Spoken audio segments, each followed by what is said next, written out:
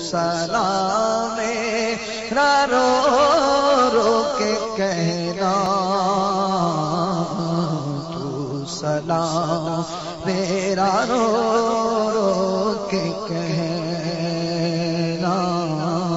سلم علی سیدنا و مولانا محمد النبی الأمی الحبیب الکریم الرؤوف الرحیم وعلى آلہ الطیبین واصحابہ الطاہرین وازواجہ امہات المؤمنین واولیاء امتہ الکاملین الہادین المہدیین، اما بعد فاعوذ باللہ من الشیطان الرجیم، بسم اللہ الرحمن الرحیم۔ ومن اعرض عن ذکری فإن له معیشة ضنکا ونحشره یوم القیامة اعمی قال رب لما حشرتنی اعمی وقد كنت بصیرا قال كذلك أتتك آياتنا فنسيتها وكذلك اليوم تنسى۔ صدق اللہ مولانا العظیم وبلغنا رسوله النبی الکریم الامین الرؤوف الرحیم۔ ان اللہ وملائکتہ یصلون علی النبی یا ایہا الذین آمنوا صلوا علیہ وسلموا تسلیما۔ بآواز بلند اللہ کے محبوب کے دربار میں ہدیہ درود و سلام پیش فرمائیں۔ الصلاۃ والسلام علیکہ یا سیدی یا رسول اللہ، الصلاۃ والسلام علیکہ یا سیدی یا حبیب اللہ، الصلاۃ والسلام علیکہ یا سیدی یا رحمت للعالمین وعلی آلکہ واصحابکہ یا سیدی یا جد الحسن والحسین۔ اللہ جل کریم کی حمد و ثناء اور اس کے محبوب کریم آقا کائنات فخر موجودات سید الاولین والآخرین سید الکل سید الانس والجان سرکار مدینہ جناب سیدنا محمد مصطفیٰ علیہ التحیت والثناء آقا کریم کی حریم ناز میں ہدیہ درود اور ہدیہ سلام کے بے شمار نذرانے عرض کرنے کے بعد دعا ہے خلاق دو عالم مرحومہ کے درجات بلند فرمائے، ان کو جوار رحمت میں جگہ عطا فرمائے، کروٹ کروٹ جنت کی بہاریں نصیب فرمائے۔ برادران اسلام، آج ہر شخص اپنی اپنی جگہ پہ انتہائی پریشان نظر آتا ہے۔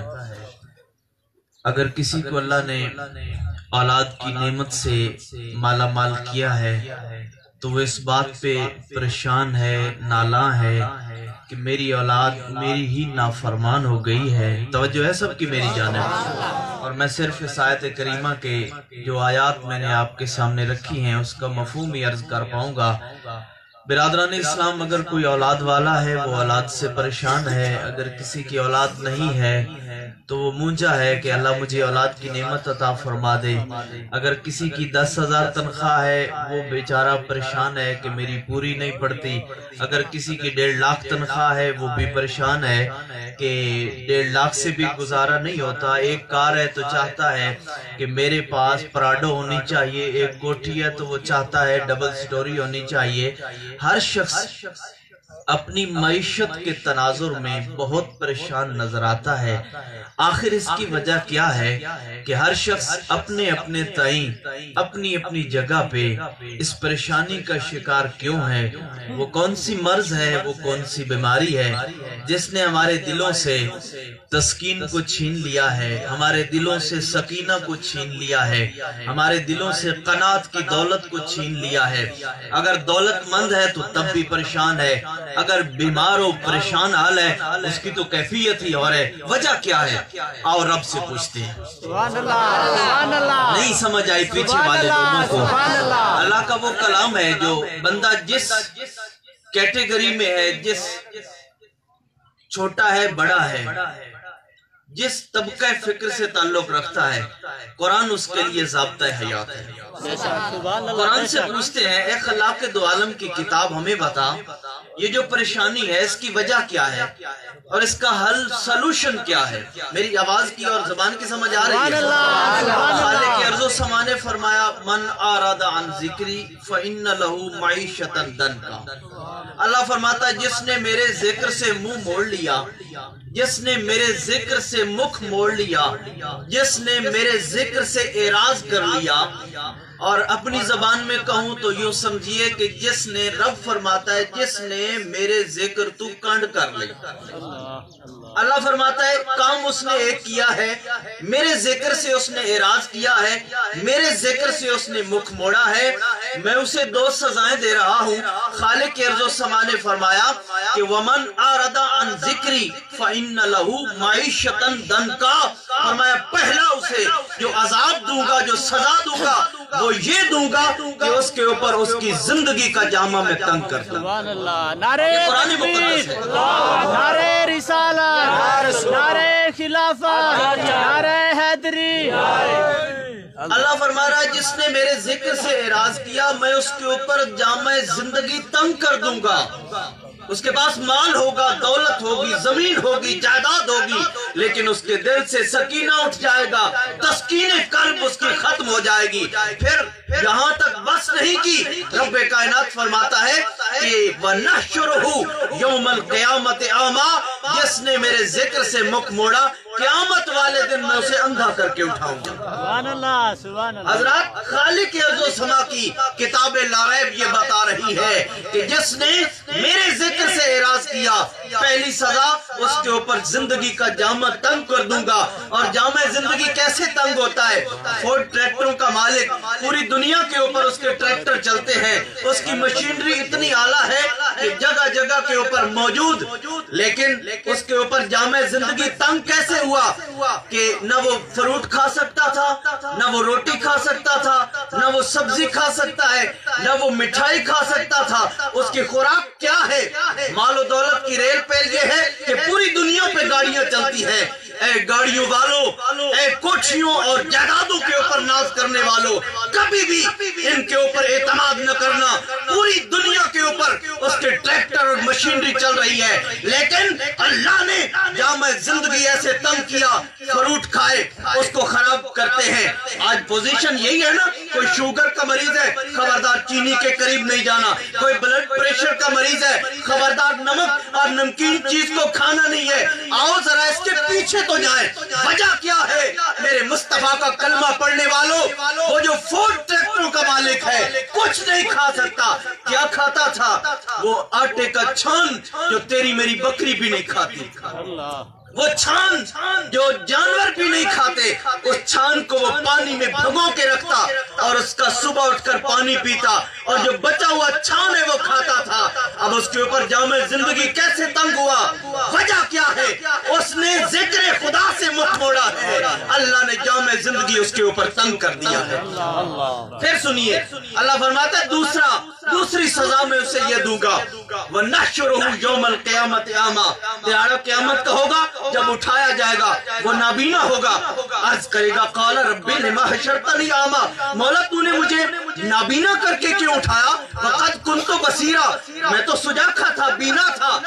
اللہ فرمائے گا تو نے میری آیتوں کو بھلایا تھا، آج میں نے تجھے بھلا دیا۔ میرے آقا کا کلمہ پڑھنے والوں، اے رسول کائنات کی محبت کا دم بھرنے والوں، اے مصطفیٰ سے اپنی محبت اور عقیدت جتانے والوں، اے آقا کریم علیہ السلام کی غلامی کا توق اپنے گلے میں ڈالنے والوں، ہم بھی دیکھیں ہماری کیفیت کیا ہے، ہم کس کیٹیگری میں آ رہے ہیں، ہم نے کس طرح ذکر کو چھوڑا ہے۔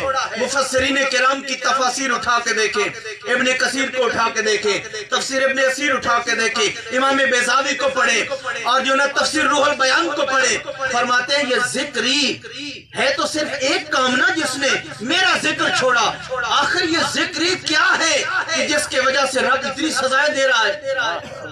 ذرا اپنے جو نا مسالک سے بالا تر ہو کر اللہ کے کلام کے سلور کو اپنے دلوں کے اندر جاگزی کرنے کی کوشش کرنا۔ میرے آقا کا کلمہ پڑھنے والوں، ذکری سے مراد پہلا جو مفسرین نے لکھا، فرمایا اس سے مطلق ذکر مراد ہے۔ علماء زیت شام جلوگر ہیں، برادران اسلام، فرمایا ذکری سے مراد مطلق ذکر ہے، یعنی جس نے رب فرماتا ہے جس نے میری یاد بھلا دی، جس نے میری یاد کے چراغ کو گل کر دیا، جس نے مجھے یاد کرنا چھوڑ دیا۔ آپ روئے زمین کے سارے صوفیاء اولیاء کی زندگیوں کو پڑھ کے دیکھیں، ان کی تعلیمات کا خلاصہ دیکھیں۔ اگر قرب و جوار میں بسنے والے اگر باہو کی زندگی پڑھے تو وہ بھی ساری زندگی یہی کہتا گیا کہ جو دم غافل سو دم کافر، سانو مرشد اے پڑھایا ہو۔ اور بابا غلام حسن پیر سواگ نے کتنے حسین لفظوں میں فرمایا تھا، کلمہ نبی دا عمرہ دا گانا پڑھدا پڑھیندا ہے حسن نمانا۔ ہر ولی آیا اس نے یاد خدا کا چراغ لوگوں کے دلوں میں جلایا اور یہی کہتا گیا کہ لوگوں اپنا ٹوٹا ہوا تعلق خدا کے دربار سے جوڑ لو۔ کہیں باؤ سلطان کی آواز اٹھی، الف اللہ چمبے دی بوٹی میرے من وچ مرشد لائی ہو، نفی اسباب دا پانی ملیا ہر رگے ہر جائی ہو، اندر بوٹی مشک مچایا جہاں پھڑلتے آئی ہو، اور جیوے مرشد کامل باہو جے بوٹی لائی۔ حضرات ذی وقار مطلب پہلی جو تفسیر ہے وہ یہ ہے کہ جس نے مطلق میرے ذکر سے اعراض کیا اسے اللہ دو سزائیں دے گا۔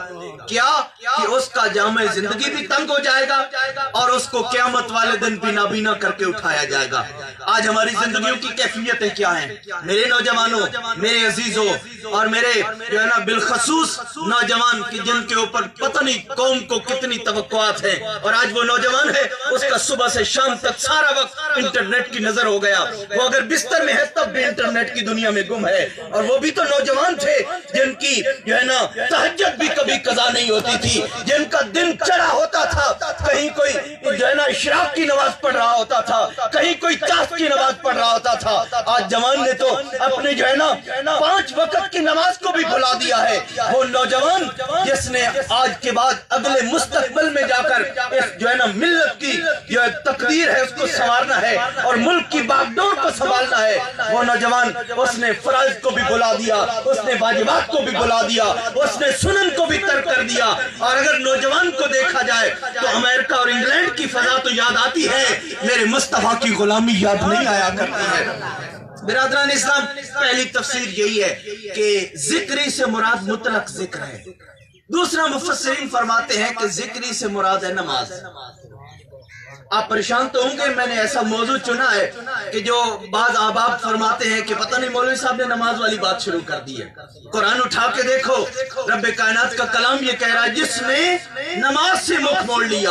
یہ نماز کیا ہے؟ آقا کریم کا فرمان ہے من ترک الصلاۃ متعمدا فقد کفر جہارا، فرمایا جس نے جان بوجھ کر نماز کو ترک کر دیا اس نے کھلا کفر کیا ہے۔ آؤ نا ذرا اپنے گریبان میں بھی جھانکوں، اپنے گریبان میں آپ بھی جھانکے، ہماری فجر کہاں ہوتی ہے، ہماری ظہر کہاں ہوتی ہے، ہم عصر کے وقت کہاں کھیل رہے ہوتے ہیں، ہماری مغرب کن بستروں کے اوپر ہوتی ہے، ہم عشاء کن ڈراموں کی نظر کر چکے ہوتے ہیں۔ اے میرا نوجوان اور اے وہ بزرگ جن کی داڑھی میں بھی چاندی کی چمک آ گئی ہے، خدا کی عزت کی قسم اگر تو چاہتا ہے کہ ترقی تیرے قدموں میں آ جائے، اللہ کی عزت کی قسم تو یہ جبین نیاز خدا کے دربار میں جھکا کے دیکھ، اللہ اگر تمہیں سر بلند نہ کرے میرا گریبان آ کے پکڑ لے گا۔ تکبیر، اللہ اکبر، سبحان اللہ۔ سلطان فرمان پڑا تو میری روح کانپ گئی، فرماتے جو بندہ نماز نہیں پڑھتا وہ خنزیر سے بھی بدتر ہے۔ ہم صبح شام ان کے درباروں پہ حاضری دیتے ہیں۔ حضرت جنہ غوث الورا آپ فرمایا کرتے کہ جو بندہ نماز نہ پڑھے اسے مسلمانوں کے قبرستان میں دفن ہی نہ کیا جائے، وہ اس قابل ہی نہیں ہے کہ اس کو مومنین کے قبروں کے اندر، مومنین کے قبرستان میں دفن کیا جائے۔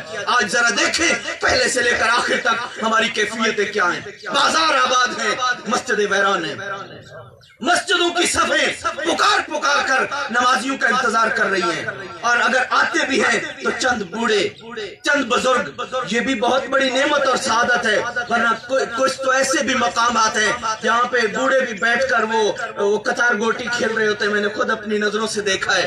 اے لوگوں، زندگی کا کوئی بھروسہ نہیں ہے، یہ ہمیں ایک ادھار وقت ملا ہوا ہے، کسی کو 10 سال، کسی کو 50 سال، کسی کو 60 سال، کسی کو 70 سال۔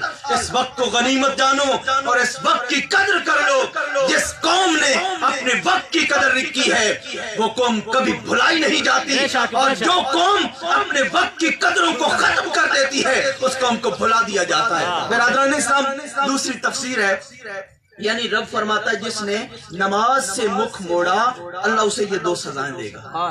اس کتنے جو ہے نا کثیر تعداد میں یہاں حضرات تشریف فرمائے، اپنے دل سے وعدہ کریں۔ آج جو بھروسہ نہیں ہے، کوئی جوان اپنی جوانی پہ گھمنڈ کر کے نہ بیٹھے کہ ابھی تو میں جوان ہوں، ابھی میرے اوپر کب موت آنی ہے۔ کوئی مالدار اپنے مال کے اوپر گھمنڈ کر کے نہ بیٹھے کہ میرا مال مجھے بچا لے گا۔ ہاں، تیرا وہ مال بچائے گا جو تو نے اللہ اور اس کے رسول کی راہ کے اوپر خرچ کیا۔ سبحان اللہ۔ کوئی اپنی سیاست کے اوپر، کوئی اپنے مال کے اوپر، جائیداد کے اوپر بھروسہ نہ کرنا۔ ہاں، اگر بھروسہ کرنا ہے اس عمل خیر کے اوپر کرنا ہے جس کام کو تو نے یا اللہ کی رضا کے لیے کیا ہے یا مصطفیٰ کی رضا کے لیے سے وعدہ کر کے جائیں۔ کتنے ایسے جو ہے نا واقعات پڑھتے رہتے ہیں، اپنی آنکھوں کے سامنے دیکھتے رہتے ہیں۔ میری نظروں کے سامنے ایک واقعہ گزرا، احمد پور سے کراس کر رہا تھا، ایک شخص قریب سے موٹر سائیکل بھگاتا ہوا، نوجوان بڑے جو ہے نا اس حوالے سے جیالے ہوتے ہیں، موٹر سائیکل سپیڈ کے ساتھ چلانا یہ تو ان کا جو ہے نا ایک فیشن بن گیا ہے۔ تو وہ اپنے ساتھ کوئی اس کے ساتھ لیڈی خاتون تھی، ان کو لے کے نکلا، ابھی چند قدم ہی اس نے سفر طے کیا، ہماری گاڑی پیچھے پہنچی تو وہ دونوں کچلے ہوئے وہاں پہ پڑے۔ وہ کتنے ارمان لے کے نکلا ہوگا بابا، اس کے ذہن میں کتنے خیالات ہوں گے، وہ اس نے کہاں جانا ہوگا، اس کے ذہن میں کتنی آرزویں ہوں گی، کتنی تمنائیں ہوں گی، اس نے بڑا ہو کر کیا کرنا ہوگا۔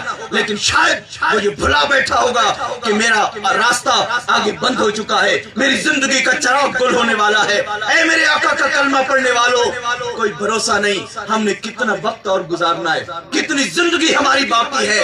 ہر دن کو اپنی زندگی کا آخری دن سمجھو، ہر لمحے کو اپنی زندگی کا آخری لمحہ سمجھو۔ وہ حضرت بائزید بستامی سے کسی نے پوچھا تھا کہ عبادت کے لیے سب سے بہتر کون سا وقت ہے، انہوں نے فرمایا تھا موت سے 1 دن پہلے۔ آپ کی توجہ ہے نا میری جانب، موت سے 1 دن پہلے۔ تو احباب نے پوچھا کہ حضور کس کو پتا ہے کہ موت سے 1 دن پہلے کون سا دن ہونا ہے؟ فرمایا یہی تو میں کہنا چاہتا تھا، یہی تو میں بتانا چاہتا کہ جب پتہ ہی نہیں ہے کہ موت سے 1 دن پہلے کون سا دن ہے تو زندگی کے آخری دن کو، ہر دن کو زندگی کا آخری دن سمجھ کے گزارو۔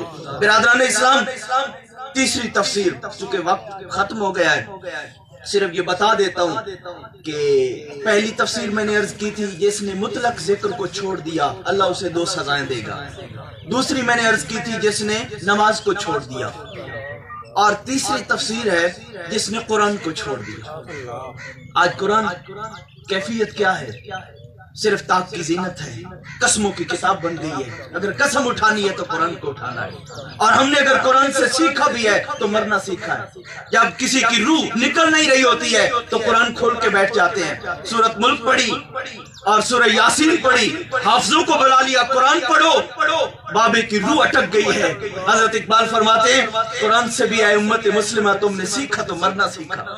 یہ جائز ہے، یہ درست عمل ہے، قرآن پڑھا جائے، روح کے نکلنے میں آسانی ہوتی ہے، لیکن فرماتے افسوس اے امت مسلمہ تم نے قرآن سے بھی سیکھا تو صرف مرنا سیکھا۔ وہ کتاب جو تمہیں زندگی دینے آئی تھی، جس سے تو نے زندگی گزارنے کا ڈھنگ سیکھنا تھا، اس قرآن سے تو نے مرنا سیکھا ہے۔ آؤ قرآن آیا ہے ضابطہ حیات بن کے، قرآن آیا ہے ہمیں زندگی گزارنے کے اصول بتانے کے لیے، ہم نے اس کو صرف قسموں کی کتاب بنا دیا۔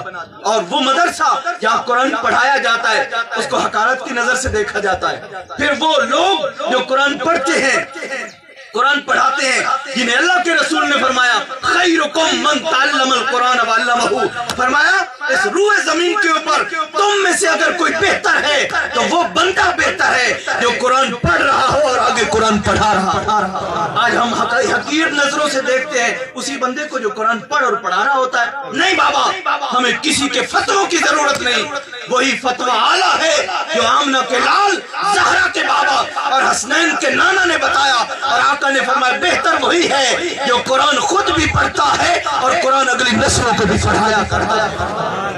چوتھی تفسیر ہے جس نے ذات مصطفیٰ کو چھوڑ دیا۔ اس پہ بڑی باتیں ہونا تھی لیکن یار زندہ صحبت باقی، وقت بالکل میرے مطابق 1 منٹ بھی زیادہ نہیں، اس لیے اجازت چاہتا ہوں چاروں باتوں کو دل کی تختی پہ لکھ کے لے جائیں کہ جس نے میرے ذکر سے اعراض کیا، جس نے میرے ذکر سے مکھ موڑا، اس کے اوپر جہاں میں زندگی بھی تنگ کروں گا، قیامت والے دن بھی اسے نابینا کر کے اٹھایا جائے گا۔ اور پھر دیکھیے کتنا حساس معاملہ تھا کہ بندے اور خدا کے درمیان جو بات ہوگی اللہ نے اس کو بھی قرآن کا حصہ بنا دیا۔ وہ بندہ عرض کرے گا مولا تو نے مجھے کیوں نابینا کر کے اٹھایا، میں تو ٹھیک ٹھاک تھا، میں تو صحیح سلامت تھا۔ لیکن اللہ فرمائے گا نہیں، قال کذالک اتتک آیاتنا، میری آیتیں آئی تھی تیرے پاس۔ مجھے بتائیے کیا ہمیں قرآن کی ان نشانیوں کی خبر نہیں ہے کہ قرآن ہمیں کس جانب بلا رہا ہے، قرآن ہمیں کس طرف ہماری رہنمائی کر رہا ہے؟